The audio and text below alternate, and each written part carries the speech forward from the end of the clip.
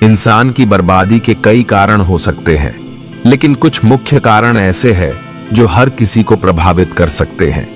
इन कारणों को जानकर हम अपने जीवन को बेहतर बनाने के लिए कदम उठा सकते हैं। दोस्तों, आज मैं इस कहानी में बताने जा रहा हूं कि इंसान की ऐसी कौन सी गलतियां होती है जो इंसान को बर्बाद कर देती है। अगर हम अपनी बर्बादी का कारण जान ले तो हम अपने जीवन को खुशहाल बना सकते हैं। तो चलिए कहानी की शुरुआत करते हैं। बहुत समय पहले की बात है। एक नगर में एक धनी सेठ रहा करता था। उस सेठ के पास सभी प्रकार की सुख सुविधाएं थी, लेकिन उसका कोई संतान नहीं था। संतान के दुख में वो हमेशा चिंतित रहता था। फिर एक दिन उसे पता चला कि उसकी पत्नी गर्भवती है और वो अपनी पत्नी का बहुत ख्याल रखता था। फिर एक दिन उसके घर एक बेटे का जन्म होता है। ये देखकर सेठ बहुत खुश था। उसका बेटा देखते ही देखते बड़ा हो गया। तब सेठ ने अपने बेटे को गुरुकुल भेजने का फैसला किया ताकि वो पढ़ लिख कर विद्वान बन सके। ज्ञान प्राप्त करने हेतु गुरुकुल भेज दिया। गुरुकुल में वो बच्चा अच्छे से पढ़ाई करता था और अपने गुरु की सभी आज्ञाओं का पालन करता था। ऐसे में वो बच्चा धीरे धीरे वहां का सबसे होनहार छात्र बन गया। गुरुकुल में बालक ने सभी वेद, पुराण और शास्त्रों का अध्ययन किया और एक महान विद्वान बन गया। लेकिन कहते हैं ना कि समय कब बदल जाएगा, ये कोई नहीं जानता। ऐसे ही एक दिन किसी प्राकृतिक आपदा के कारण उसके माता पिता की मृत्यु हो गई। और जब उसके माता पिता की मृत्यु हुई तो बच्चे की शिक्षा पूरी नहीं हुई थी। और जब बच्चे ने खबर सुनी कि उसके माता पिता अब इस दुनिया में नहीं है और उसका सब कुछ बर्बाद हो गया है, तो बच्चा इस सांसारिक मोह में बह गया। इसके बाद बालक ने कहा कि गुरुकुल से अपनी शिक्षा पूरी करने के बाद वो अपना पूरा जीवन लोगों की भलाई में बिताएगा। फिर जब बालक की शिक्षा पूरी हुई तो उसके बाद बालक साधु बन गया और वो सांसारिक चीजों से दूर हिमालय के जंगल में चला गया। अध्यापन को विश्राम देते हुए समय के साथ उनके सन्यासी की चर्चा चारों ओर होने लगी और दूर दूर से लोग उनके पास शिक्षा के लिए आने लगे। और बहुत से लोग अपनी समस्याओं का समाधान पाने के लिए भी उनके पास आने लगे। वो समस्याओं का समाधान बड़ी आसानी से कर देते थे, जिससे वो पूरे राज्य में प्रसिद्ध हो गए। परंतु जिस नगर में वो रहते थे वहां का राजा क्रूर व्यक्ति था। जब राजा को सन्यासी के बारे में पता चला तो उन्होंने सन्यासी से मिलने का फैसला किया। अगली सुबह राजा सन्यासी से मिलने के लिए अपने महल से निकल गया और फिर वो उनकी कुटिया की ओर गया। और वहां पहुंचकर राजा ने जब उसे साधु के रूप में देखा तो वो उन्हें देखते ही रह गया। उनके चेहरे पर एक अलग ही तेज था। जब वो साधु के पास पहुंचा तो उसे असीम शांति का अनुभव हुआ। साधु को प्रणाम किया और उनके पास बैठ गया और उनसे बातें करने लगा। वो राजा पहले ही मुलाकात में साधु के व्यक्तित्व से इतना प्रभावित हुआ कि उसी समय से उसने अच्छाई के रास्ते पर चलने का फैसला कर लिया। और वो सोचने लगा कि इतनी सी मुलाकात में ये साधु मुझे इतना बदल सकते हैं। अगर ये मेरे साथ रहेंगे तो मेरा जीवन बदल जाएगा। और ये सोचकर राजा साधु से अपने महल में चलने का अनुरोध करने लगा। राजा का आग्रह सुनकर सन्यासी मना नहीं कर पाए और वो राजमहल चलने को तैयार हो गए। तब राजा सन्यासी को महल की ओर ले गए।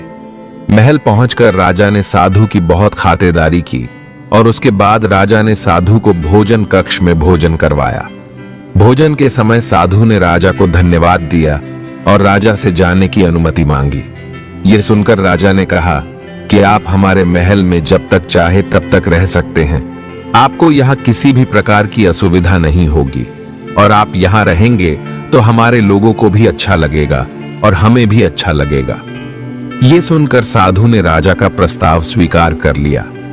राजा के आदेश अनुसार सेवकों ने एक सुंदर कुटिया बनाई। उसके बाद साधु उसी कुटिया में रहने लगे। राजा ने उनकी बहुत सेवा की, लेकिन कई वर्षों के बाद राजा और रानी को किसी जरूरी काम से दूसरे राज्य में जाना पड़ा। लेकिन उन्होंने साधु की सेवा के लिए एक सेवादार नियुक्त कर दिया। लेकिन राजा के जाने के बाद वो सेवादार बीमार पड़ गया और अपने घर चला गया। और कभी लौटकर वापस नहीं आया। तो साधु को गुस्सा आ गया और उसने राजा को खूब खरी खोटी सुनाई और राजा से कहा कि जो जिम्मेदारी आप पूरी नहीं कर सकते वो जिम्मेदारी आप क्यों लेते हो। तब राजा ने साधु से पूछा और कहा कि क्या मुझसे कोई गलती हो गई है तो इसके लिए मैं आपसे क्षमा मांगता हूं। कृपया मुझे क्षमा करे और अपना क्रोध शांत करे और बताए कि क्या हुआ था। यह सुनकर साधु ने उससे कहा कि तुम्हारे जाने के बाद मुझे यहां किसी ने भोजन नहीं दिया और मुझे कई दिनों तक कष्ट सहना पड़ा। यहां आकर मैं भूखा रहा और किसी ने मुझे मेरा हाल भी नहीं पूछा। यह सुनकर राजा ने साधु से माफी मांगी और कहा कि आज के बाद ऐसी गलती कभी नहीं होगी। फिर कुछ देर बाद मामला शांत हुआ। जब राजा और साधु के बीच बातचीत चल रही थी, रानी भी छुपकर सुन रही थी। उसके बाद राजा ने साधु को शिकायत का मौका नहीं दिया और उनकी खूब सेवा की। लेकिन कुछ दिनों के बाद राजा को किसी जरूरी काम से अपने राज्य से बाहर जाना पड़ा। लेकिन इस बार राजा ने राज्य से बाहर जाने से पहले अपनी रानी से कहा कि जब तक मैं ना आऊं तब तक तुम स्वयं ही साधु की देखभाल करोगी। ये सुनकर रानी बोली, हाँ महाराज, आप अवश्य जाइए, मैं सन्यासी की अच्छी देखभाल करूंगी। बाद में रानी प्रतिदिन भोजन बनाकर सन्यासी के पास भेजती थी। लेकिन एक दिन रानी साधु को भोजन देना भूल गई। साधु भोजन के लिए इंतजार कर रहा था और इसके बाद साधु ने सोचा कि वो स्वयं महल में जाकर देखेगा कि अब तक भोजन क्यों नहीं आया, और फिर वो महल में पहुंच गया। जब वो महल के अंदर पहुंचे तो वहां उनकी नजर रानी पर पड़ी। रानी के इतने सुंदर रूप को देखकर सन्यासी चकित हो गए और रानी की सुंदरता सन्यासी के मन में घर गई और वो वहां से बिना कुछ कहे अपनी कुटिया में लौट आए। सन्यासी रानी के रूप की सुंदरता को भुला ना सका और वो खाना पीना छोड़कर अपनी कुटिया में पड़ा रहा। उन्होंने कई दिनों तक कुछ भी नहीं खाया, जिस वजह से वो बहुत कमजोर हो गए। फिर कुछ समय बाद राजा वापस लौटे और जब उसे सन्यासी की हालत का पता चला तो वो सीधे सन्यासी के पास पहुंच गए और बोले कि आपको क्या हो गया और आप इतने कमजोर कैसे हो गए? किसी गहरी सोच में डूबे हो? क्या मुझसे कोई गलती हो गई है? तब साधु ने कहा, नहीं राजन, आपने कोई गलती नहीं की है। यह सुनकर राजा बोले, तो फिर क्या बात है? आप मुझे बता सकते हैं, मैं आपकी समस्या का समाधान अवश्य करूंगा। यह सुनकर साधु ने राजा से कहा कि आपकी रानी की अद्भुत सुंदरता को देखकर मैं उसकी सुंदरता पर मोहित हो गया हूं और अब मैं रानी के बिना नहीं रह सकता। यह सुनकर राजा हैरान हो गया और कुछ देर सोचने के बाद राजा ने सन्यासी से कहा, मैं आपको रानी दे दूंगा। यह सुनकर सन्यासी बहुत प्रसन्न हुआ। फिर राजा सन्यासी को लेकर महल चले गए और जब राजा और सन्यासी महल पहुंचे तो उस दिन रानी ने अपने सबसे सुंदर वस्त्र और आभूषण पहने थे। फिर राजा रानी के पास गया। राजा ने रानी से कहा कि हमें साधु की मदद करनी चाहिए। वो बहुत ही कमजोर स्थिति में जा चुके हैं और मैं नहीं चाहता कि एक बुद्धिमान साधु की हत्या का कलंक मेरे सिर पर लगे। राजा की ये बात सुनकर रानी ने राजा से पूछा कि आखिर सन्यासी के दुख का कारण क्या है। तो राजा ने रानी से कहा कि सन्यासी आपकी अद्भुत सुंदरता पर मोहित हो गए हैं।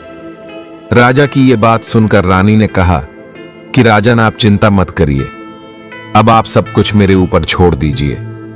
मुझे पता है कि मुझे अब क्या करना है। आपके ऊपर ना तो सन्यासी की हत्या का पाप लगेगा और ना ही उससे मेरे पवित्र धर्म का नाश होगा।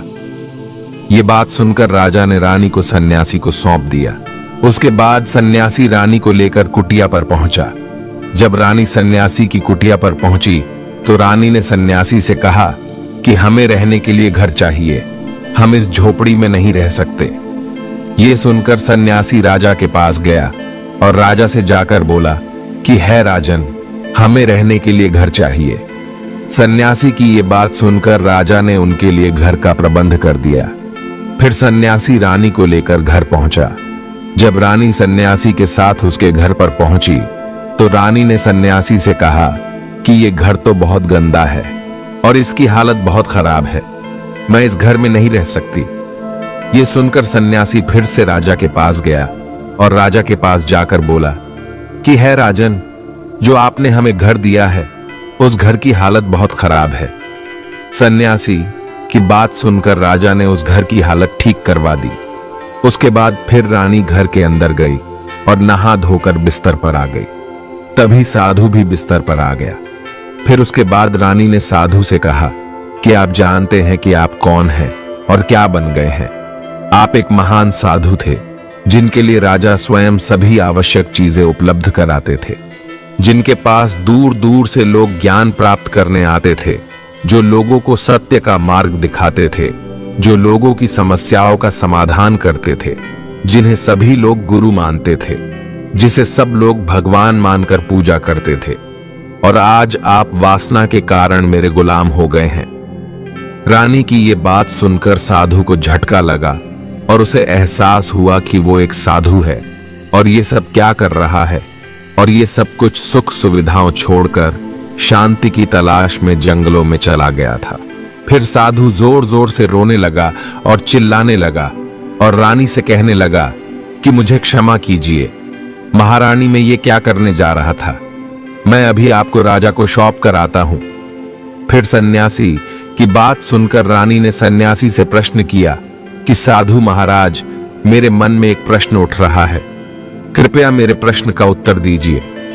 और फिर रानी की बात सुनकर सन्यासी ने कहा कि पूछो, तुम्हारा क्या प्रश्न है। फिर रानी ने कहा कि जब आपको उस दिन भोजन नहीं मिला तो आप बहुत क्रोधित हो गए। तब मैंने आपका ये स्वरूप पहली बार देखा था और तभी से मैं आपके व्यवहार में परिवर्तन महसूस कर रही थी। ऐसा क्यों हुआ साधु महाराज? आखिर आपको इतना क्रोध क्यों आया? रानी की बात सुनकर सन्यासी ने रानी को समझाया कि जब मैं जंगल में था तो मुझे समय पर भोजन नहीं मिलता था, लेकिन जब मैं महल में आया तो महल में आने के बाद मुझे सारी सुख सुविधाएं मिली और फिर मैं इन सभी सुख सुविधाओं के मोह में फंस गया और मुझे इसके प्रति लगाव उत्पन्न हो गया और फिर मुझे इसको पाने का लालच उत्पन्न हो गया, और जब मुझे ये नहीं मिला तो मेरे अंदर क्रोध उत्पन्न हुआ। फिर सन्यासी ने कहा कि महारानी, सच तो ये है कि अगर इच्छा पूरी नहीं हो तो क्रोध उत्पन्न होता है और अगर इच्छा पूरी हो जाए तो लालच बन जाता है। फिर सन्यासी ने रानी से कहा, ये इच्छा की पूर्ति ही मुझे वासना के द्वार तक लेकर आई है और मैं आपके प्रति आकर्षित हो गया। इसके बाद वो सन्यासी रानी को लेकर राजा के पास गया और बोला, राजन, मुझे क्षमा कर दीजिए, मुझे अपनी गलती का एहसास हो गया है। ये लीजिए, आपकी रानी, मुझे ये सब नहीं चाहिए। मैं अपनी इच्छा के विपरीत होकर ये गलत कार्य करने जा रहा था और अपने जीवन को बर्बाद कर रहा था, लेकिन अब मुझे सब कुछ समझ आ गया है। उसके बाद सन्यासी ने कहा कि हे राजन, मनुष्य की बर्बादी का कारण उसकी 4 आदतें होती है और दुनिया के हर एक व्यक्ति के अंदर ये 4 आदतें होते ही हैं, लेकिन जो व्यक्ति इन पर नियंत्रण कर लेता है वो दुख और परेशानियों से बच जाता है। वही जो व्यक्ति इन चारों दोषों पर नियंत्रण नहीं कर पाता है वो बर्बाद के कगार पर पहुंच जाता है। ये सुनकर राजा ने कहा कि महाराज, आप मुझे वो 4 आदतें बताइए जिससे कि मनुष्य की बर्बादी हो जाती है। फिर सन्यासी ने राजा को मनुष्य को बर्बाद करने वाली आदतों के बारे में बताया। सन्यासी ने कहा, इनमें से पहली आदत है इच्छा, क्योंकि इच्छा ही दुनिया की हर एक व्यक्ति के अंदर सबसे पहला अवगुण होता है और जो व्यक्ति अपनी इच्छाओं को नियंत्रण में नहीं रख पाता है वो जीवन के किसी भी क्षेत्र में सफल नहीं हो पाता, क्योंकि जैसे ही उसकी एक इच्छा पूरी होती है वो दूसरे की ओर बढ़ने लगता है और दूसरी पूरी हुई तो तीसरी इच्छा उसके मन में जागृत हो जाती है और फिर ऐसे करते करते इच्छाओं पर नियंत्रण न होने के कारण इसी जाल में उलझा रहता है और दुखी रहता है। इसीलिए राजन, जब हम इच्छाओं पर नियंत्रण पा लेते हैं तो हमारे मन पर भी नियंत्रण पा लेते हैं, और जब हमारा मन हमारे बस में होता है तो हमें सुख की प्राप्ति होती है। फिर जो हम चाहते हैं वही हमारे साथ होता है। फिर सन्यासी कहते हैं कि हे राजन, मनुष्य को बर्बाद करने वाली। दूसरी आदत है वासना। वासना का जन्म हमारे मन में उठने वाली इच्छाओं से होता है। जिस प्रकार इच्छा का कोई अंत नहीं होता और मनुष्य वासना की जाल में फंसता ही चला जाता है। वासना के वश में होकर मनुष्य को कुछ भी नजर नहीं आता। आज तक जितनी भी लड़ाइयां हुई है, उनका सबसे बड़ा कारण स्त्री को पाने की इच्छा ही रहती है। स्त्री के प्रेम में आकर राजा महाराजाओं ने आज से पहले बहुत सारे युद्ध किए हैं। रावण भी संसार का सबसे बुद्धिमान व्यक्ति था, लेकिन उसने भी माता सीता की सुंदरता की जाल में फंसकर अपना सब कुछ बर्बाद कर लिया। उसकी मृत्यु का कारण एक स्त्री ही बनी थी। कई राजा महाराजा तो युद्ध में इसीलिए हार गए क्योंकि वो लोग स्त्रियों से रासलीला रचने में ही रह गए। ईश्वर ने तो स्त्री की उत्पत्ति इस संसार को बढ़ाने के लिए की है, लेकिन आजकल लोगों ने इसे अपनी वासना का शिकार बना लिया है, अपने मनोरंजन का साधन समझने लगे हैं। और जब उन्हें अपना ये मनोरंजन नहीं मिलता तो वो पागल हो जाते हैं और न जाने क्या क्या कर बैठते हैं। इसीलिए हे राजन, जितना हो सके उतना वासना से दूर रहना चाहिए। फिर सन्यासी कहते हैं कि हे राजन, मनुष्य को बर्बाद करने वाली तीसरी आदत है क्रोध। क्योंकि जब व्यक्ति की वासना की पूर्ति नहीं होती है तो उसके अंदर क्रोध उत्पन्न हो जाता है, और जब व्यक्ति को क्रोध आता है तो उस पर उसका नियंत्रण नहीं होता है और फिर वो क्रोध में आकर कई गलत निर्णय ले लेता है। वो दूसरों को भला बुरा कह देता है, गलतियां निकाल देता है, और जब उसका क्रोध शांत होता है तो उन्हें अपनी गलती का एहसास हो जाता है, लेकिन तब तक तो सब कुछ बर्बाद हो चुका होता है। क्रोध के कारण मनुष्य के कई बने बनाए काम भी बिगड़ जाते हैं। जब मनुष्य के भीतर क्रोध उत्पन्न होता है तो वो अंदर से बहुत कमजोर हो जाता है, और एक कमजोर मनुष्य कुछ भी नहीं कर सकता है। उसे कभी भी सफलता हासिल नहीं हो सकती। क्रोध हमारे भीतर तनाव को उत्पन्न करता है, और अगर एक बार हम तनाव में चले जाए तो हमारा पूरा जीवन बर्बाद हो जाता है। फिर सन्यासी कहते हैं कि हे राजन, मनुष्य को बर्बाद करने वाली चौथी आदत है लालच। हे राजन, लालच का फल सदैव बुरा होता है। लालच में पड़कर हम बहुत से लोगों का बुरा कर देते हैं। हर मनुष्य के जीवन में कभी ना कभी ऐसे लालच अवश्य आते हैं जब वो लालच कर बैठता है और अधिक पाने की लालसा में वो कुछ ऐसा कर बैठता है जिससे जो उसके पास था वो उसे भी गवा देता है।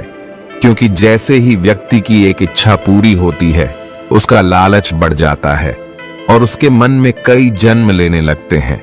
जो व्यक्ति लालच करता है वो कामयाबी से कोसों दूर रहता है, क्योंकि एक न एक दिन लालच का दुश्मन सामने आता ही है। अगर हम समय रहते ही लालच को त्याग दे और उसकी जाल में न फंसे तो हम एक सफल व्यक्ति अवश्य बन सकते हैं। फिर अंत में सन्यासी राजा से कहते हैं कि है राजन, अगर मनुष्य इन चार आदतों को छोड़ देता है तो उसे जीवन में सफल होने से कोई नहीं रोक सकता, और जो इन आदतों को नहीं छोड़ता है उसे जीवन में बर्बाद होने से कोई नहीं रोक सकता। मैं एक सन्यासी होकर भी इसकी जाल में फंस गया था, तो सामान्य मनुष्य इससे बच नहीं सकता। इसीलिए हे राजन, मनुष्य को इन आदतों से हमेशा बचना चाहिए। तो दोस्तों, मैं आशा करता हूं कि आपको इस वीडियो से काफी कुछ सीखने को मिला होगा। तो फिर मिलते हैं अगले वीडियो में।